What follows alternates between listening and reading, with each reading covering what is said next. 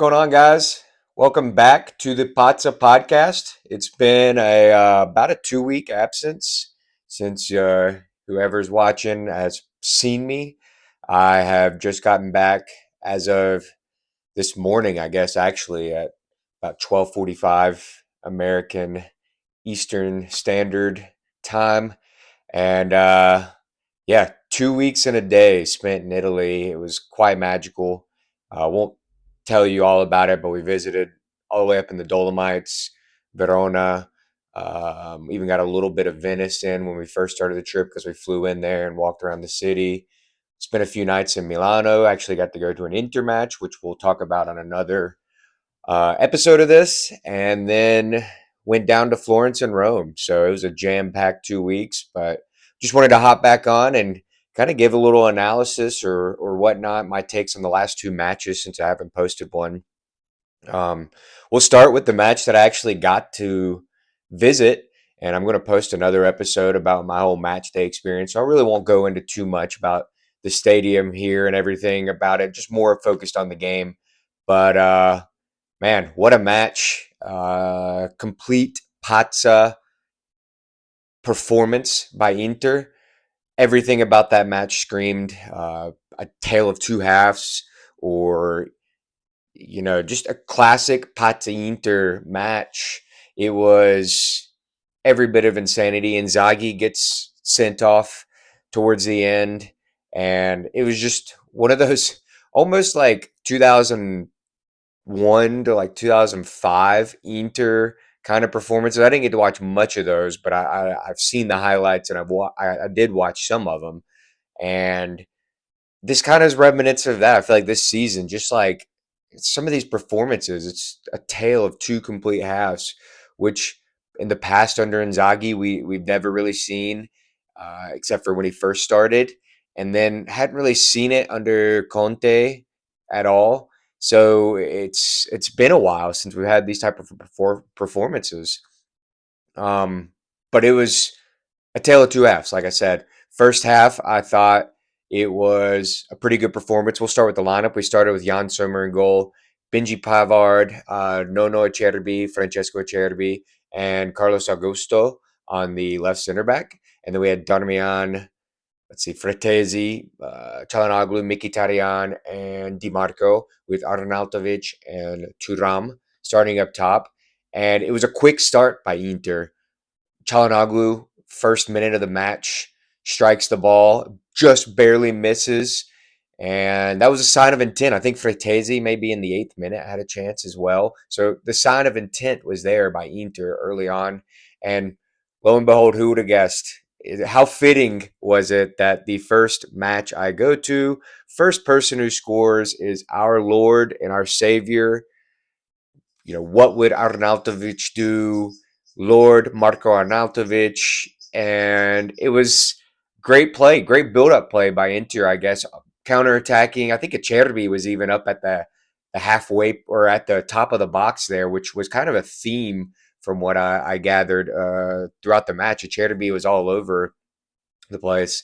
And Arnautovic, I think, kind of maybe started the move at the top of the box, if I remember correctly, and he definitely finished it. He held his run up beautifully, saw where there was no defenders in the box. Sometimes you see Lautaro, I think sometimes his positional sense can lack. He'll just run straight towards goal.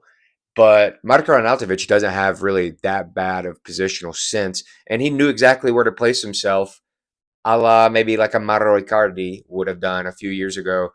And boom, Inter up 1-0. Felt good. Stadium was awesome. And then not long after, I think it was maybe like 14 minutes after, Fratesi, I think it was about the 26th minute. Arnautovic's was the 12th. Fratesi repaying Inzaghi's faith and giving him this nod, the start here. Um, and yeah, good goal. Kind of similar, both DiMarco assist. It was very similar, the build-up play, who was involved. I think Mkhitaryan was kind of involved on both of them. And Inter was kind of cruising. It was a good performance. The stadium was kind of nice. Being there again, I'm not trying to dive too much into what the stadium was like because I don't have another one. But it felt right. And we go into the half. I think Lorenzo Luca had a chance off of a corner header and right at Sommer, so didn't have to do too much. But yeah, it felt good. It was a good first half performance. This kind of felt like, I think my buddy, when we were at the game, turned to me and said, dang, hopefully we get about two more of those again in the second half. Inter cruising, and maybe that was the curse. Maybe he spoke too soon. He's not an Inter fan. This was his first match, or I guess he went to an Arsenal match when he visited London one time. But this was him and his fiance's first match together, and second half came and they got the full experience. Again, we'll talk about it in another episode later in the week. But second half and kind of dull first 10 minutes or so. I still think Inter kind of had control, but it wasn't anything crazy. It was just kind of a neutral half, first 10 minutes. Marco Arnautovic gets subs out. Correa comes in. Complete change of game. A few minutes later, I think it was 6 or 7 minutes later, Bisek, who else came in?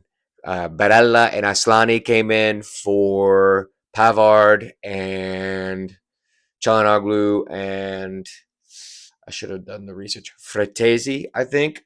And no, maybe it was Freddy DeMarco. Sorry, I can't remember. I should have wrote this down. But those impact subs in that 7 minute window right there, Udinese made some subs, we made some subs, and that completely changed the match. We've criticized time and time again of Inzaghi, of his pre or his in match substitutions or lack of tactics sometimes to adjust. And it seems like a lot of coaches sometimes get the better of them in the second half with their substitutions versus his. And I think this match kind of screamed that. And maybe that's why Inzaghi was frustrated, resulting in his sending off later on, we'll talk about. But not the greatest in match tactics in this match today by Inzaghi. A little disappointing. And it allowed Udinese to get back in. I think they had a long distance shot from outside of the box at one point, one of the defenders that went wide. And then 71st minute, Soleil hit a cracker, and Jan Sommer couldn't do anything about it. And the crowd was silent. I was at the match, and yeah, the crowd got silented. And it was like, oh crap. Udinese has been growing into this game the last 10 minutes, and they just scored. And a couple times after that, it seemed like Udinese was going to, put a leveler against us, tie the game up. Inter had a couple times where they maybe countered. Mkhitaryan had one, or Correa had a couple chances. Mkhitaryan tried a bicycle and kick some dude in the freaking face. But yeah, it was scary that last 10 minutes. Udinese forced two really good saves out of Jan Sommer, both kind of off like set pieces, if I remember correctly, and near the back post, and escaped with all 3 points. I guess that's really all you can boil it down to. And, I'm going to say with the Inzaghi sending off, he deserved it. You can't run on the pitch like that. But Keefe, whenever I walked into the game and I saw Keefe was the ref warming up, I knew what kind of match this was going to be. The reason I think he ultimately got sent off was maybe his frustration and his lack of tactics, but there was a couple absolute maulings when Inter's clearing the ball up and our strikers were trying to maybe hold the ball up. Correa, I don't know what he does. He doesn't even look at the ball and the ball's in the air. He just tries to run and rugby tackle a center back.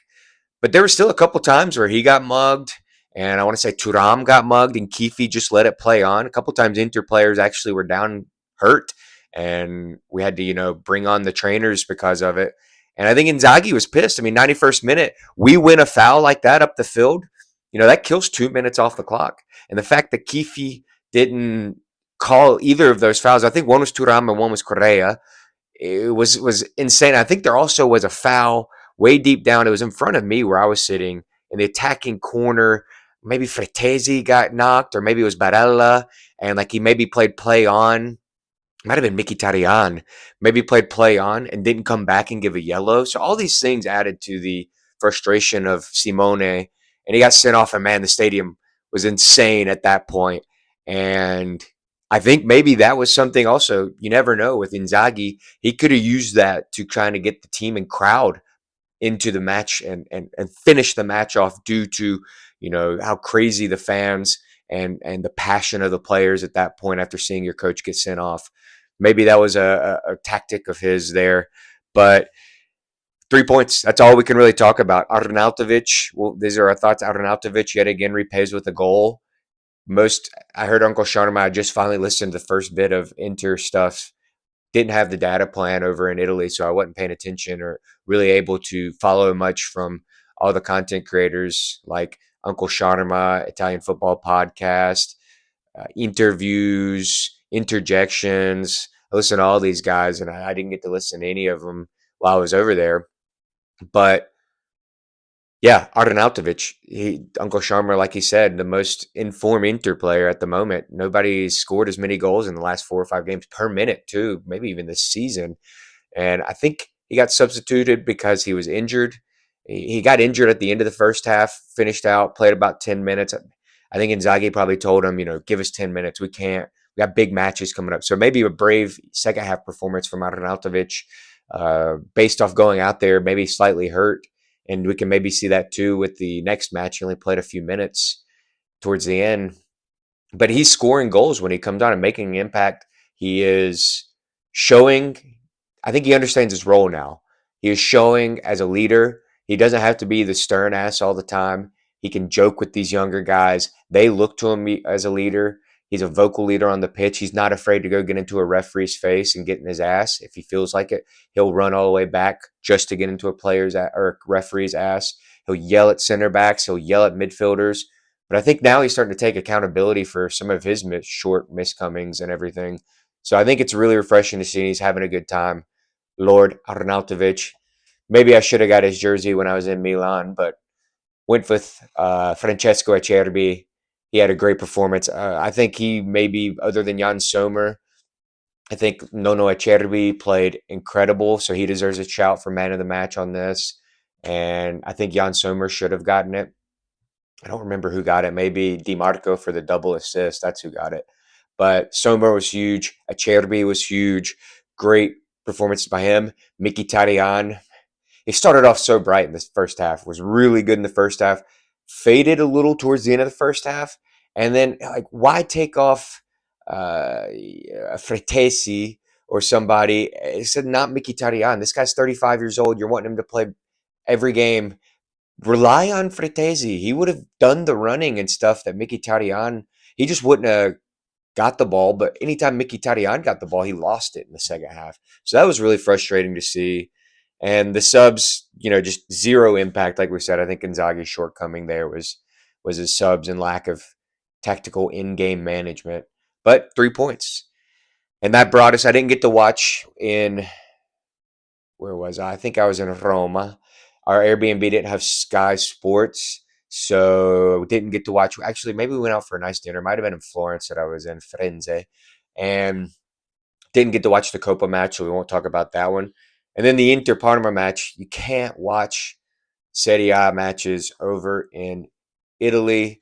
There's like 3 that Sky shows a weekend, if you didn't know this, that are free, that you can find on pretty much like basic cable, I guess, if you will, their form. But more other than that, you got to go on DAZN, I think is what they call it, and pay it's like $40 a month or 35.99 euro a month. It's absolutely ridiculous to watch your favorite team. We're kind of spoiled here in America with Paramount Plus being so cheap. Coverage is all right. I think they could do a better job sometimes, but we won't get critical of them right now. Over there, you have to pay for DAZN, and I end up having to do that because I guess Paramount, CBS, they have sophisticated stuff. I was on a VPN showing that I was in America, but still couldn't use it, so I had to pay 35. I don't know. I thought I paid for one thing, and I think I got charged for something else. Couldn't really figure out what the website was saying, but I ended up accidentally clicking on the DAZN thing and getting that, and I was just like, well, screw it. I guess at this point I've already accidentally clicked it, so I will watch it on my phone. Wasn't the best way to watch it. I was extremely fatigued at this time too. We spent a little time in Ostia during the day, a little port city down off the airport in Roma, and we were supposed to have been flying out that day. Things got switched, so I was just really tired. Me and my wife were laying in the bed watching the game, and really quick, thoughts on this one. Jan Sommer, another kind of game-saving performance from the Switzerland international. Some people were trying to say he was falling off, like Handanovic. I saw, don't remember who, so I'm not going to name names, but I remember seeing stuff on Reddit and stuff like that. Like Jan Sommer is going to fall off like Handanovic did towards the end of his career. But Sommer's still only, what, 32, maybe 33? Still sharp. He does a lot of reflex work, keeps himself mentally sharp. He's a family guy, it seems like, so he's keeping himself trying to longer his career, and he's really saved us these last two league matches. And this could be the reason why we go on and win the Scudetto, performances like this. So very underrated, Jan Sommer, one of the top 10 goalkeepers, in my opinion, in the world. Very good with his feet. He saved us in this one. First half, two great counter. I think Parma actually had a couple counterattacks on us that Jan Sommer saved that should have been goals. One on, what's his name? Bonnet, I think is his name. I forget who the other one that was. Freaking Jan Bisek was getting absolutely torched out there. I think he was the worst performer on the pitch that day. Did absolutely nothing good. Jan Bisek, disaster performance. I don't think he really did anything in the Udinese match whenever he came on either. And yeah, great counterattacking goals by Inter, though. We had the first one. It was going down the left side, which was the theme. We're starting to finally establish that left side now that we have to, really, that Dumfries is out. And really went down the left side a lot in that first half. Somehow it was interplay, Mkhitaryan, I want to say Bastoni, maybe Lautaro. Ball came across. I think it was a bad layoff by Gialloblu, maybe, or Mkhitaryan, but it deflected off a Parma player right in the path of Dimarco. Dimarco plays it across, misses a lot of people, but somehow Darmian is that right back post run, picks it up, left-footed shot off the post. Inter up 1-0. Very reminiscent of a Danilo D'Ambrosio goal style, always back post. I think Darmian is our new D'Ambrosio. Love Darmian, Mr. Consistency. You know what you're going to get from him. Had a decent performance, I think, this match. And then Thuram with, you saw his reaction. You saw Lilian Thuram's reaction in the stands. The kind of look. It wasn't a great goal, and he shouldn't have had this much trouble with it. But coming on the right side this time, I think Darmian slipped in Mkhitaryan, and it was a great slip. And the right back for Parma was caught napping. Completely left Mkhitaryan on. Mkhitaryan running towards goal. Really, all he had to do was slip in. Thuram, maybe slightly behind Thuram, you could say. Thuram completely flubbed it, though. Loops it somehow, miskicks, loops it over the goalkeeper. Parma player comes to try and kick it out. The ball had already crossed over anyway, but the Parma player, I think, hits it off his arm and it goes in the net. Inter up 2-0. And, into the first half, Inter kind of scores two goals. And it was one of those, we had already just gone through what we did at Udinese the week before. It was one of those, what kind of performance are we going to get in the second half? Thoughts, at least for me, at that time, at halftime there. Which performance are we going to get? Are you going to kill this match out professionally, or are we going to have another Pazza Inter performance? And it was the latter. It was disastrous. We honestly, a lot of people were upset and in the dumps, especially in my group message. Like I said, I didn't get to really interact on anything else, but I was able to get on Wi-Fi for WhatsApp and interact with my group message I have with a few of my friends, Inter fans, and it was one of those, it's like, do you blame fatigue or do you blame just lack of motivation, which we've heard Mkhitaryan talk about, or what do you blame here? It's tough to say. It was a very uninspiring performance, and yeah, we should be thanking our lucky stars. We walked away with 1 point and not 0 points here. It was just not a performance you expect to see from a team with so many veterans, and that's why I think it really comes down to maybe fatigue. We're playing more matches than anyone in the league right now. All these teams are up to play when Inter comes in, because we're the Scudetto holders. We're number one in the league. We're going to get the best shot from everybody. It seems like I'm a Duke basketball fan, have been my whole life growing up in North Carolina. And that was always the case. Anytime Duke came to town, to give a likeness for American followers such as myself and other people who might be listening. Anytime Duke basketball went to town in the ACC on the road, it didn't matter who it was always going to be a slugfest brawl. You were going to get the best effort and the best performances from the opposition. And I think anytime we go away for the rest of the season, it's going to be that way for us. And it just seems like maybe it's fatigue because you would think the guys looked up for it for the most part in the first half. Other than Bisek, I think, we didn't look too bad in that first half performance against Parma. And I even thought Aslani played great. We'll talk about it because I guess he was more second half, but just really terrible second half performance. Parma comes out with a decent goal from Bernabe from the top of the box, left footed, slow to close him out. I can't remember who it was. It might have even been Bisek. It was on the left side of the box. So I don't know if he got switched to that side yet or not. But through the legs, was unsure at first because I praised Jan Sommer at the beginning of this, but the only thing, this goal, the first one, the long distance one, I couldn't tell. It seemed like either Jan Sommer was slow to react or his positioning was off because whenever he finally got over into the corner, the ball was well past him. It wasn't one that was like really close. It was one that was well past him. So that makes me think maybe positionally he was off there in the middle of the goal a little further than he should have been, or maybe not on his toes. And yeah, I don't know what you guys think because in our group message, the Corey was like, "Guys, that ball went into the bottom corner. It was perfectly struck. Nothing Sommer could have done about it." And I was like, "Yeah, I mean, agreed. Like that was a great strike by Bernabe. I think though, Jan Sommer, he's quick reaction. I think he was slow and maybe a little bit positionally, but I'm not going to say it was anything his fault.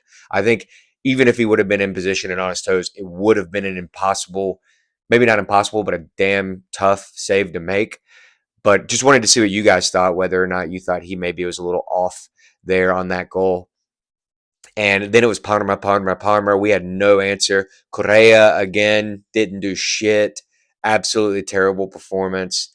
Lautaro missed a big opportunity in the first half. It would have been 3-0 at the end of the half. I don't think Parma comes back from 3-0, 2-0 at home.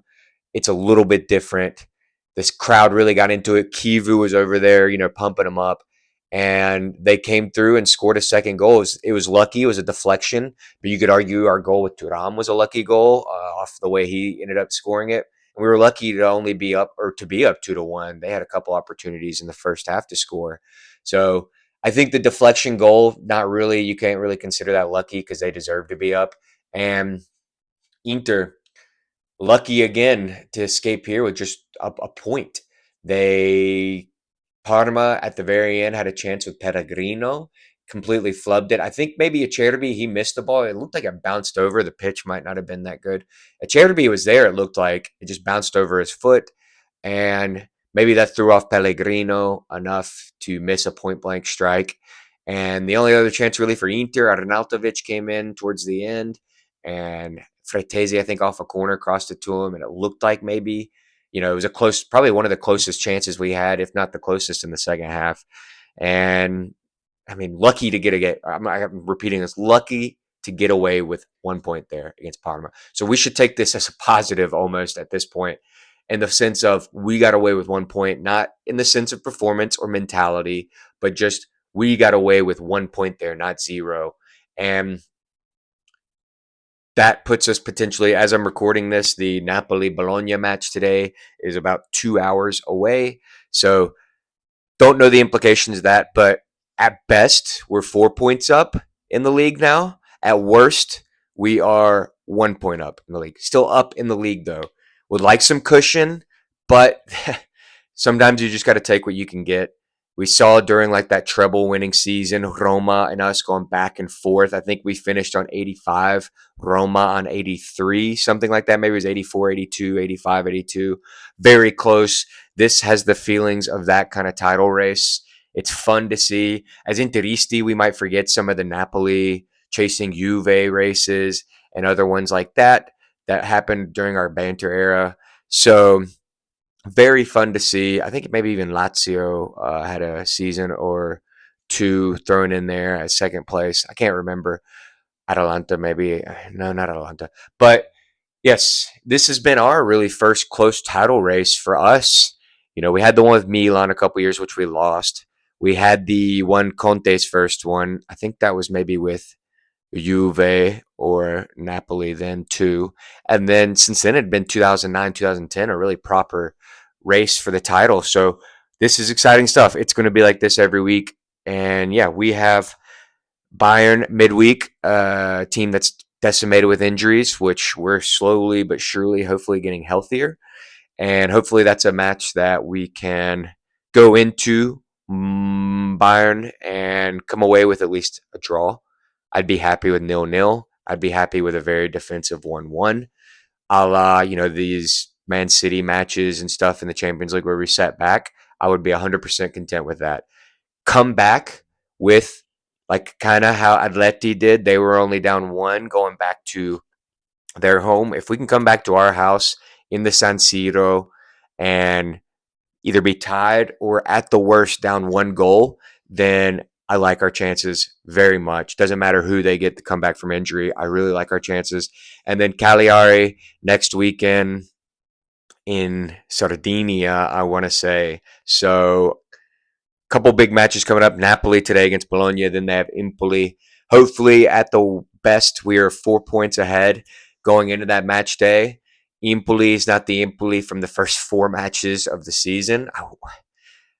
I think this was Empoli was the first team that really beat that Conte's team. I want to say that was their first 3-0 game was against either Empoli or Verona. No, I think Verona beat Napoli 3-0. So Empoli was the first game that was 3-0, if I remember correctly, for Napoli. So not high hopes for Empoli. Hopefully Bologna gets a result today. But yeah, we could be 3, 4, 1 points ahead going into next match day. And we got about 6 or 7 match days left to really bring it home. So hopefully everything goes all well. Please like, subscribe, comment. Look for my video that's coming out later this week about my whole match day experience. I'll maybe center it towards match day experience as an American, but I think any English speaking person as well. Not having been to a match in England or really any other country. So this is just my experience going to mainly national team matches for the U.S., one MLS match, few college football matches, few NFL matches, college basketball. So just an American experience over there and what it was like. So yeah, be on the lookout for that. As always, guys, Forza Inter. Let's win the Scudetto this year, boys.